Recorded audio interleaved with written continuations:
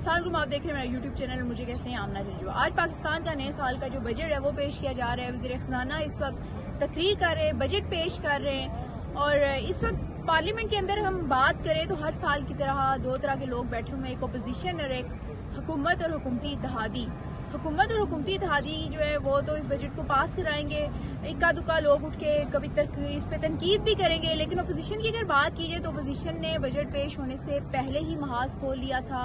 उन्होंने right sizing के नाम पे मुलाजमीन को बरतरफ करने की बातें की, उन्होंने नेट टैक्स जो है उस पर तनकीद की। अपोजिशन इस वक्त पीटीआई और पीटीआई के इत्तेहादी हैं, और यही पीटीआई जब खुद गवर्नमेंट में थी तो इसी तरह के बजट पेश करती रही है। गुज़िश्ता कुछ अरसों से हम देख लेंगे पाकिस्तान में जब भी कोई बजट पेश किया जाता है अवाम मुश्किल में पड़ती है। अगर सरकारी मुलाजमीन की बात करें तो वो भी एक तरफ धरना दे के बैठे हुए हैं, क्योंकि वो चाह रहे हैं कि उनकी तनख्वाहें जो है 50% कम से कम बढ़ाई जाए। लेकिन हुकूमत की जानिब से ये कहा जा रहा था कि 10% बढ़ाई जाएंगी, लेकिन आज वज़ीर ख़ज़ाना ने ये कहा है कि सिर्फ 6% जो है तनख्वाहें बढ़ाने की तजवीज़ दी गई है, यानी 10% से भी कम।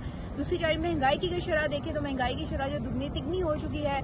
और ये बात बिल्कुल दुरुस्त है कि सरकारी मुलाजमीन जो है उनका गुजारा इस तनख्वाह पे मुश्किल है। लेकिन सरकारी मुलाजमीन से हट कर अगर हम देखें तो जो लोग अपना बिजनेस कर रहे हैं, जो लोग अपनी कमाई खुद कर रहे हैं, जो लोग इस सरकारी मुलाजमत पे इन्हिसार नहीं करते, उसके लिए भी ये बजट काफ़ी मुश्किल है। एक तरफ जो है ये कह रहे हैं कि हम नेट टैक्स लगा रहे हैं, IMF की वजह से हम मजबूर हैं। दूसरी जानिब ये अपने जो फजूल खर्चे हैं उनको कम नहीं कर रहे, अपनी तनख्वाहें इन्होंने बढ़ा चढ़ा के 300 गुना 100 गुना इस तरह 150 गुना जो है वो बढ़ाई हैं। वो सवाल भी इनसे कोई नहीं पूछ रहा। और उस वक्त जब तनख्वाहें बढ़ाई गई थी तो ना कोई अपोजिशन हमें नजर आई और ना ही कोई तनकीद करता हुआ इस चीज़ पे नजर आया। सभी खामोश हो गए और ऐसे लग रहा था कि जैसे सभी की जो मर्जी से ये चीज़ें हो रही है। तो आज इस बजट के हवाले से भी हम अपोजिशन के रहनुमाओं से भी बात करेंगे और हुकूमती रहनुमाओं से भी बात करते हैं और आपको बताते हैं कि ये क्या कह रहे हैं, खुद हुकूमत को क्या लग रहा है कि ये बजट कैसा है और अपोजिशन क्या समझती है कि ये बजट इस साल जो आने वाला साल है आवाम के लिए कैसा साबित होगा, आवाम पे कौन कौन से बोझ या मजीद बढ़ाए जाएंगे।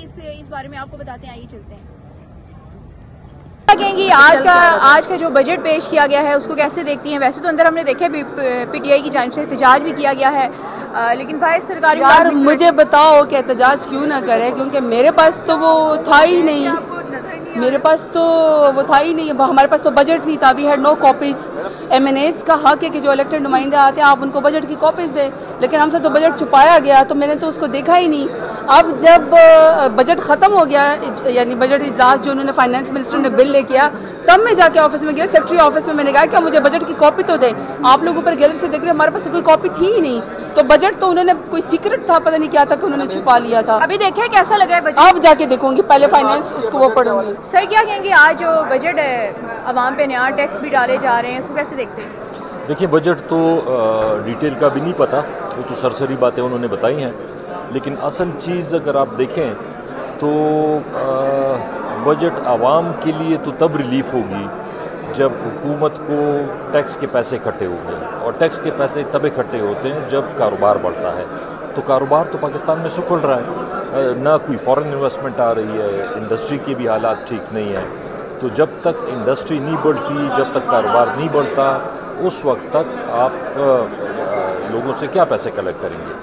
और उसकी स्पेशल वजह यह है, ज़रूरी सबसे, कि मुल्क में इंस्टेबिलिटी हो, पॉलिटिकल इंस्टेबिलिटी हो, अदलिया के अहकामात पे अमल ना होता हो, तो उस मुल्क में क्या लोग इन्वेस्टमेंट करेंगे?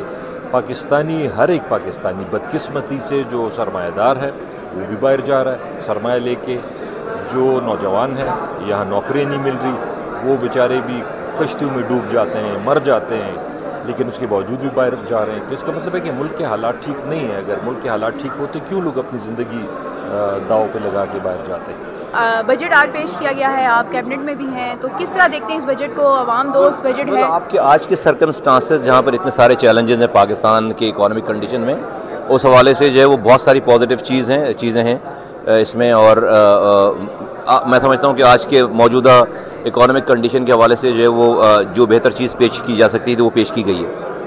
कैसे देखते हैं, क्या कमेंट देंगे इस बजट को? कुछ भी नहीं है, ये काला बजट, काली हुकूमत ने देना क्या था? जो हुकूमत फ्राडी है, फ्राडी बजट है, इसको मुस्तरद करते हैं, पूरी कौम मुस्तरद। इसमें कुछ भी नहीं है। ये IMF का बजट बना हुआ है और इसमें ना किसान है, ना मजदूर है, ना पाकिस्तान है।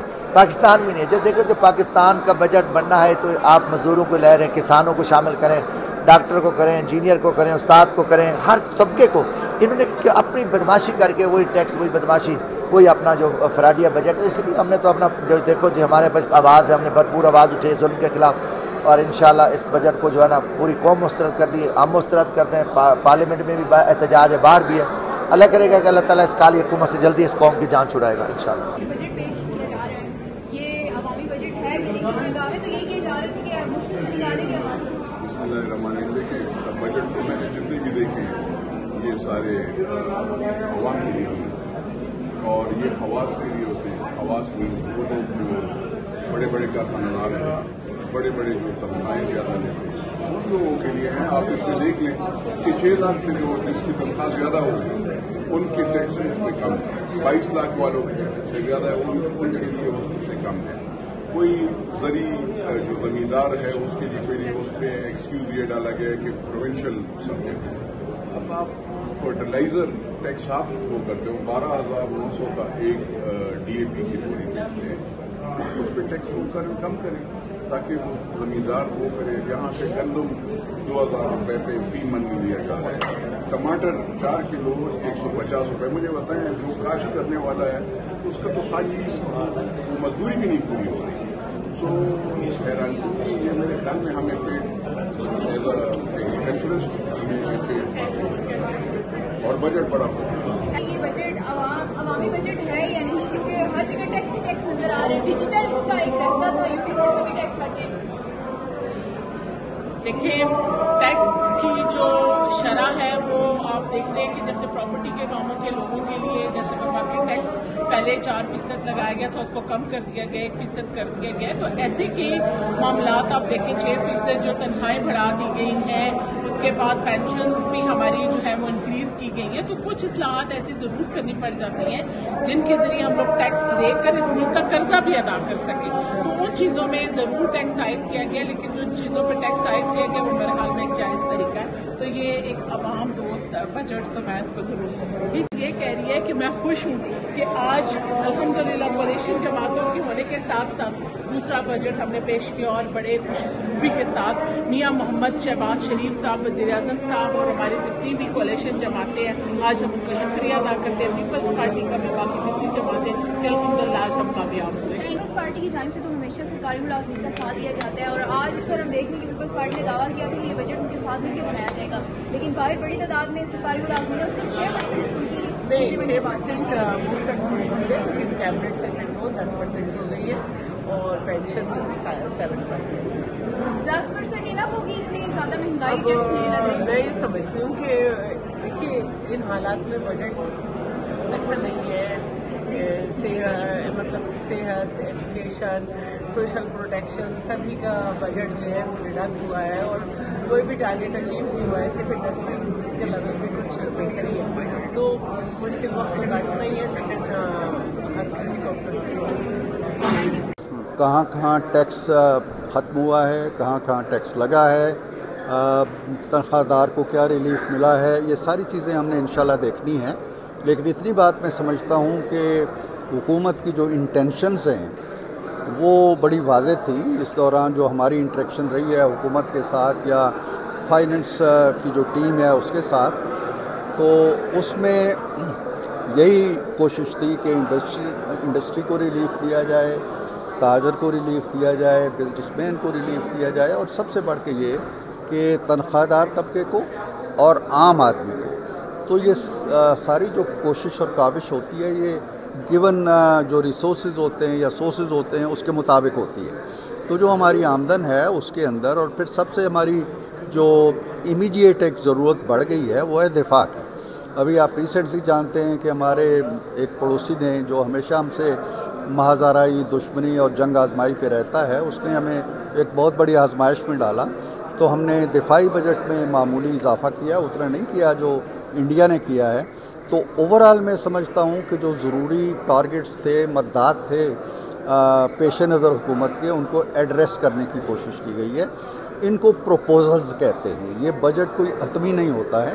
प्रोपोजल सेनेट में आई हैं, सेनेट की फाइनेंस कमेटी के सामने हम अपनी रिकमेंडेशन रखेंगे, सारे सेनेटर्स रखेंगे और उन रिकमेंडेशन को समोया जाएगा एक रिपोर्ट में जो फिर नेशनल असेंबली को चली जाएगी।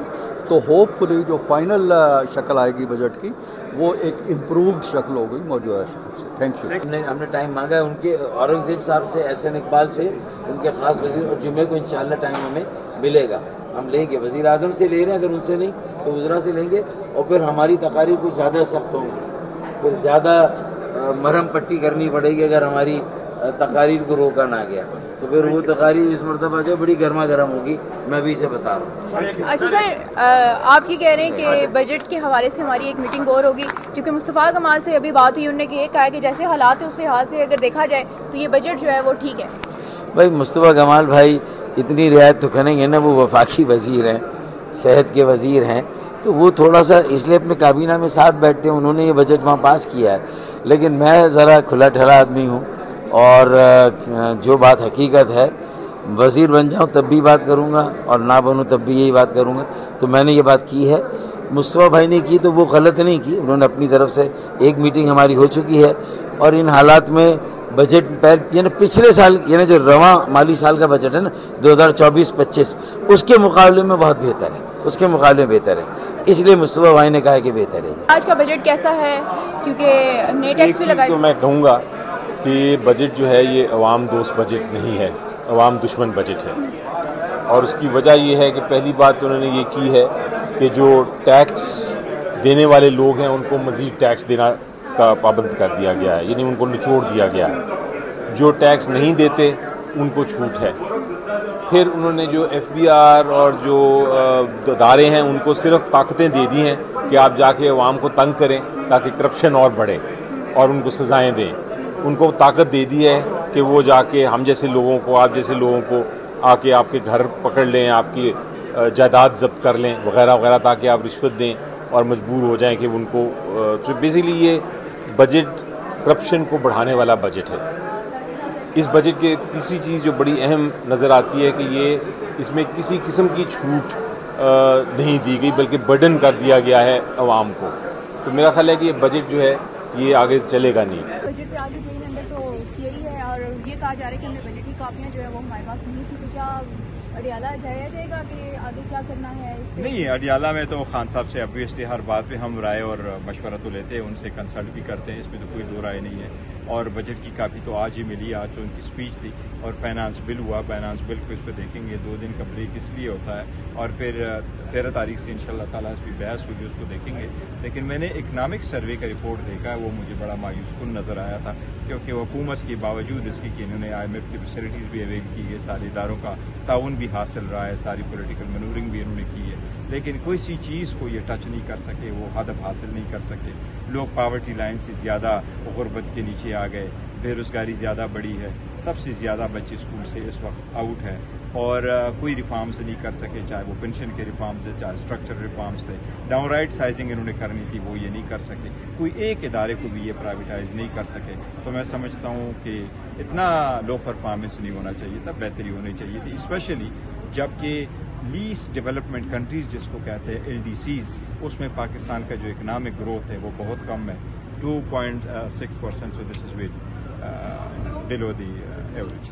बजट पढ़ेंगे, अभी तो किसी ने पढ़ा ही नहीं है, अभी तो सब बजट ले हुआ। जो चीजें सामने आई हैं उससे उस पे क्या? बहुत सारी चीजें कंफ्यूजन है, अभी तो हमने सब खबरों में ही पढ़ा है, अब हम किताब है। क्या कहते हैं पुराने सियासतदान है, हमेशा माजी रिवायत बरकरार होगी या कोई नई चीजें आएंगी आवाम के लिए? गिवन हालात के अंदर अभी तक जो समझ में आ रहा है वो यही मैक्सिमम हो सकता है, मतलब इससे ना ज़्यादा आगे जा सकते थे ना पीछे जा सकते थे। जिस हालात में हम हैं उसमें यही बरतरफी थी हमारे पास, तो कल आपको ज़्यादा बेहतर होगा, हम सजेशन दे सकेंगे। तो ये थे तासुरात अरकान पार्लियामेंट के, मिला जुला हमें रुझान नज़र आ रहा है। फ़िलहाल ये बजट ख़त्मी तो नहीं है जो आज सिर्फ पेश किया गया है, इसके बाद इस पर डिस्कशंस होंगी, लेकिन जो इम्पोर्टेंट चीज़ मुझे देखने को मिली है PTI की जानिब से, तो इस पर ज़ाहिर सी बातें तनकीद की गई, अपोजिशन जमातें इस पर तनकीद करेंगी ही, लेकिन पीपल्स पार्टी की अगर हम बात करें तो पीपल्स पार्टी के भी नफीसा शाह जैसे हैं, उन्होंने कहा, शहादत अमान है, उन्होंने कहा कि ये बजट जो है उस पर टैक्स लगाए जा रही है और सारी चीज़ें हैं। हालांकि पीपल्स पार्टी इस वक्त हुकूमत का हिस्सा है, और बिलावल भुट्टो ज़रदारी ने खुद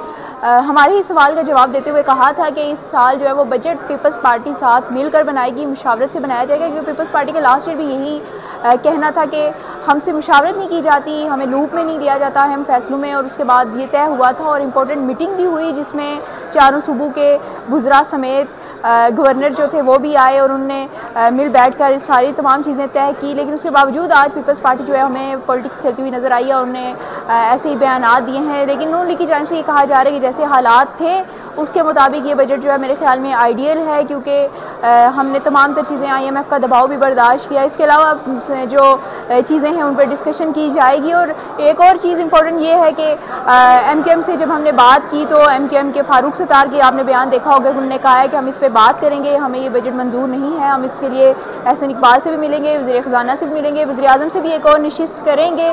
जबकि मुस्तफ़ा कमाल जो वफाकी वज़ीर हैं, इस पर कैबिनेट का हिस्सा है, उनका ये कहना है कि मैं मुतमईन हूँ जिस तरह के हालात हैं उनको देखते हुए ये बजट बिल्कुल ठीक है। बजट के हवाले से मज़ीद अपडेट्स आप तक पहुँचाती रहूँगी, तब तक के लिए अल्लाह हाफ़िज़।